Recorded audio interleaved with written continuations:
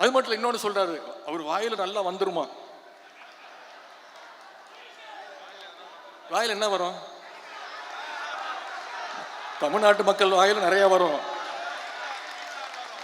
தமிழ்நாட்டு மக்கள் காத்துக்கிட்டு இருக்காங்க, இந்த முதலமைச்சர் வாயில ஏதாவது ஒரு நல்ல வார்த்தை வருமா அப்படின்னு, ஏதாவது ஒரு திட்டங்கள் வருமானு இன்னைக்கு காத்துக்கிட்டு இருக்கிறாங்க. இது வரைக்கும் உருப்படியா ஒன்றும் வரல. எந்த பிரச்சனையை கேட்டாலும் திமுக வெர்சஸ் தாவேகா, எதை பத்தி கேட்டாலும் திமுக செய்கின்ற சதி.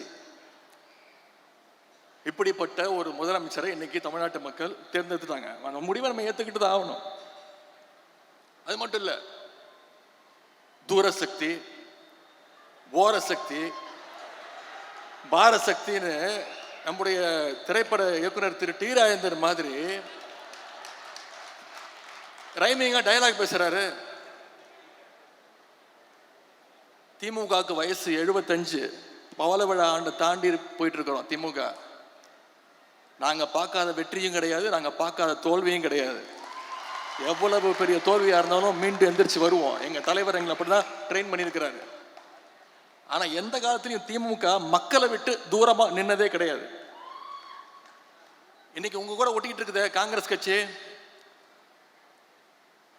1976ஆம் ஆண்டு எமர்ஜென்சி கொண்டு வந்துச்சு தமிழ்நாட்டில். அப்ப தமிழ்நாட்டில் திமுக ஆட்சி, கலைஞர் தான் முதலமைச்சர். அப்போ எங்க ஆட்சியே போனாலும் பரவாயில்ல, எமர்ஜென்சியை எதிர்ப்போன்னு மக்கள் கூட நின்ன கழகம் திராவிட முன்னேற்ற கழகம்.